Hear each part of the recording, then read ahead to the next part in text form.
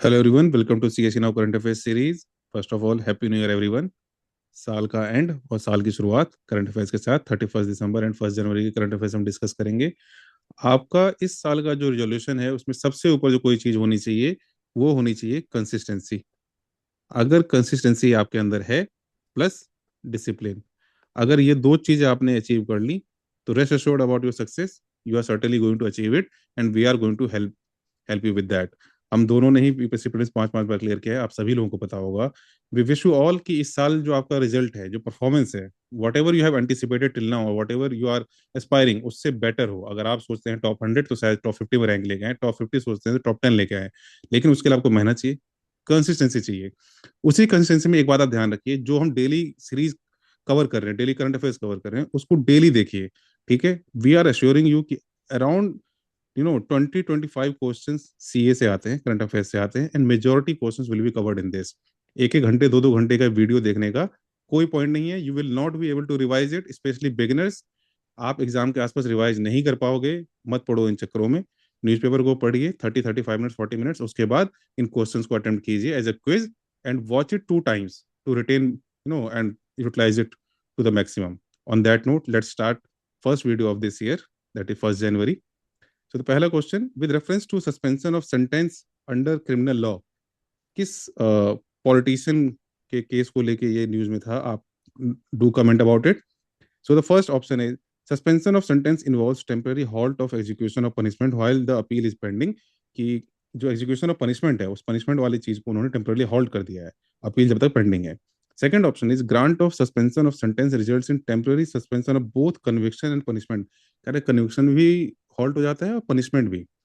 Then third option is in case of life imprisonment and heinous offences, suspension of sentence is not the norm and requires a higher threshold of judicial scrutiny. Okay, so take 5 10 seconds. थोड़ा common sense का question logic से हो जाना चाहिए. So the right answer for this is option second one is incorrect. Okay, इसमें इस case में क्या है कि आपका सेंटेंस जो है वो सस्पेंड होता है। ठीक है, कन्विक्शन सस्पेंड है, ऐसा नहीं कि कन्विक्शन हट गया। अगर आप रेप केस में कन्विक्टेड हो तो आप you stay convicted. Okay, so first one is incorrect and other two are correct.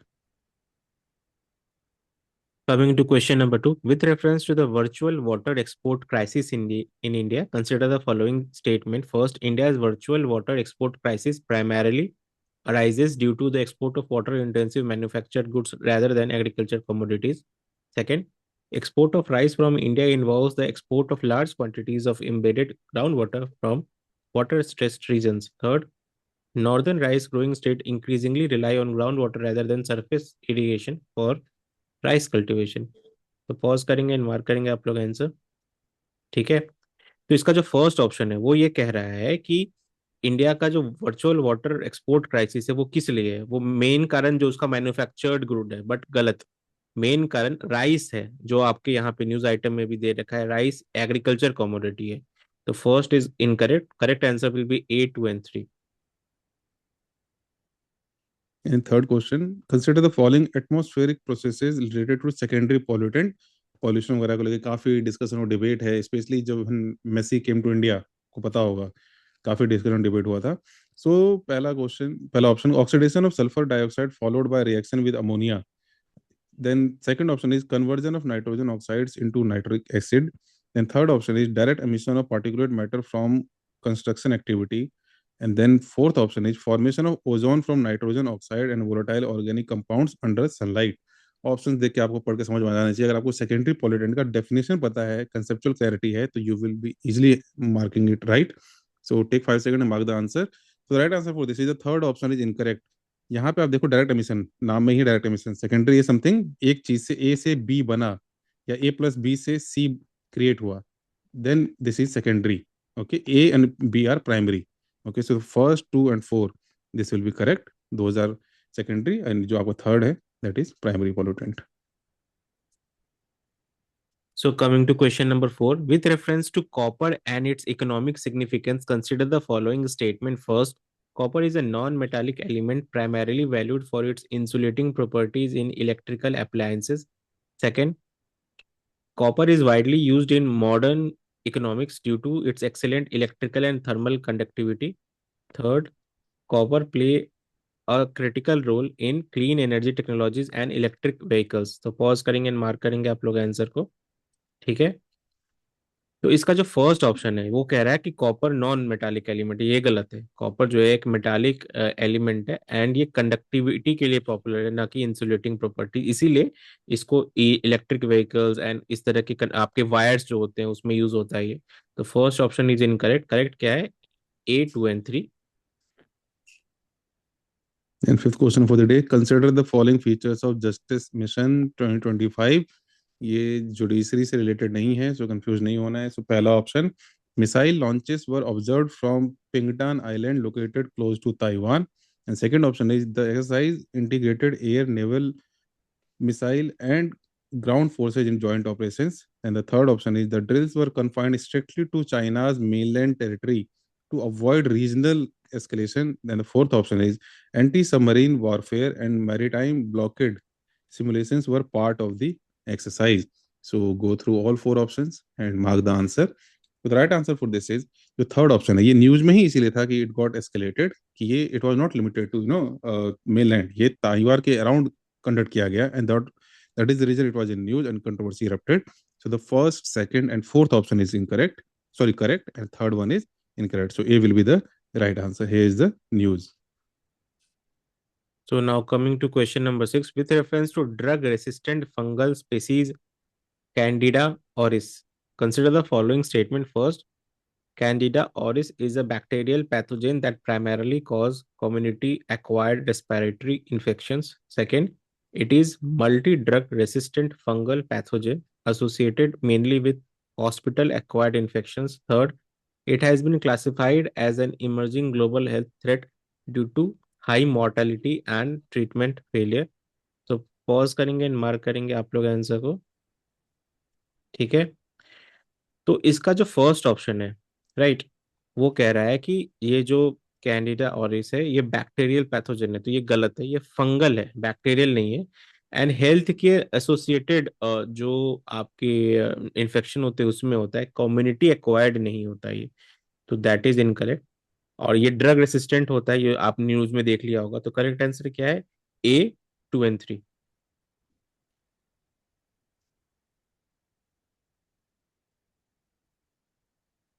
Then the seventh question, with reference to Kamur Wildlife Sanctuary, consider the following statement.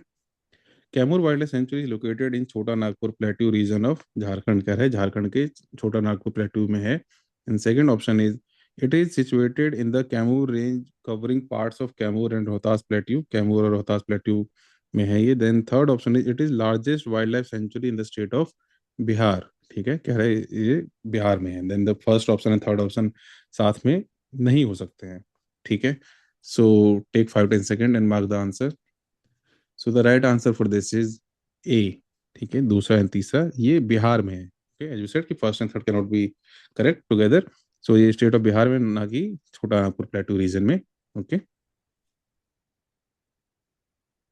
Now, coming to question number 8, consider the following features of the Pralay missile. This is very important for prelims this year. ये आप mark करके रखिएगा। First option, quasi ballistic trajectory that complicates interception by enemy air defense system. Second, range extending from about 150 kilometer to 500 kilometer. Third, liquid propulsion system enabling mid-course refueling. Fourth, capability to launch multiple missiles in quick succession from the same launcher. तो pause करेंगे and mark करेंगे आप लोग answer को। ठीक है।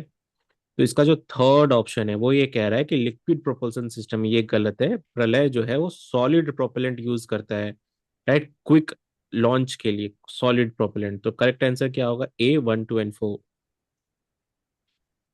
And the ninth question, with reference to market access support intervention. अब इस तरह के क्वेश्चंस में लैंग्वेज पे फोकस करो, इंग्लिश जो वर्ड्स फोकस करो। मार्केट एक्सेस इंटरवेंशन स्कीम, पहला ऑप्शन है the market access support intervention mainly provides export credit and interest subvention to Indian exporters, कह रहे मेनली जो है एक्सपोर्ट क्रेडिट को लेके है ये। And second option is it supports Indian exporters by facilitating structured engagement with overseas buyers and markets. And third option is MSMEs and first time exporters are priority group under the scheme, कि ये लोग जो हैं वो priority MSME और first time exporter, जब भी जो नए नए लोग हैं वो लोग हैं, ठीक है। सो the right answer for this is आपका जो पहला ऑप्शन है दैट इज इनकरेक्ट। इसका मेन पर्पस जो है एक्सपोर्ट क्रेडिट नहीं है, लिंकेजेस वगैरह प्रोवाइड करना, ठीक है, जो फैसिलिटी स्ट्रक्चर्ड एंगेजमेंट वगैरह प्रोवाइड करना, access to the market provide करना है कि इजीली उन्हें एक्सेस मिले, नए नए मार्केट्स तक वो पहुंच सकें। Okay, second and third are the correct option कि जो बिगिनर्स हैं, नए लोग हैं, उनको ज़्यादा फोकस करना है, प्राइमरी ग्रुप है उन पर। Coming to question number 10, with reference to Nemuslide, consider the following statement. First, Nemuslide is an opioid analgesic commonly prescribed for chronic pain management. Second, it belongs to the class of non-steroidal anti-inflammatory drug. Third, it is associated with potential liver toxicity, particularly at higher doses or prolonged use. तो pause करेंगे and mark करेंगे आप लोग answer को। ठीक है, तो इसका जो फर्स्ट ऑप्शन है कि ये it is an opioid analgesic, तो ये गलत है, ये ओपॉइड नहीं है। ये क्रॉनिक पेन के लिए नहीं है, ये शॉर्ट टर्म पेन और फीवर के लिए यूज होता है, short term pain and fever के लिए होता है। तो फर्स्ट ऑप्शन इज इनकरेक्ट। तो करेक्ट क्या है आपका? B, 2 and 3।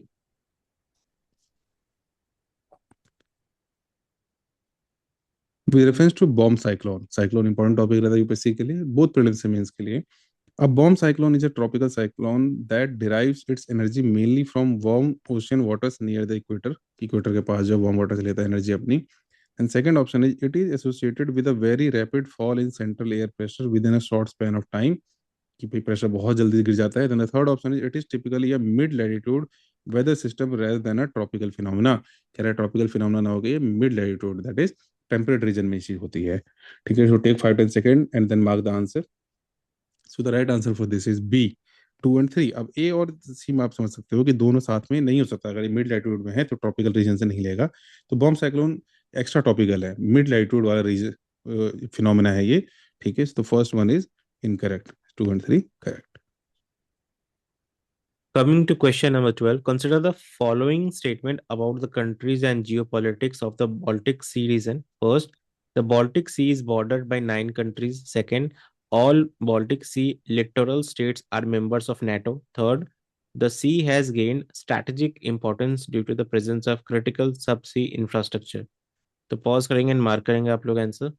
ठीक है, आप लोगों को ये फोकस में रखना है कि आईआर बेस्ड जो आपके मैप इन न्यूज है या फिर आईआर और के बेस्ड ऑर्गेनाइजेशन इन न्यूज है, ये यूपीएससी बहुत ही ज्यादा फोकस कर रहा है, 5 to 10 क्वेश्चंस पूछ रहा है। तो इसको आपको श्योर शॉर्ट करना पड़ेगा। तो यहाँ पे आपको ध्यान देना है कि बाल्टिक सी रीजन में रशिया जो है वो भी आता है, और रशिया जो है नेटो का मेंबर नहीं है। तो आपका जो सेकेंड ऑप्शन है वो गलत हो जाता है, राइट। तो करेक्ट आंसर क्या होगा? करेक्ट आंसर होगा B, 1 and 3। On that note, thank you everyone, do like share and subscribe. साल का पहला दिन है, सब्सक्राइब करके स्टार्ट कीजिए, and that will also make us take a resolution कि we will keep on doing this thing consistently. Thank you everyone.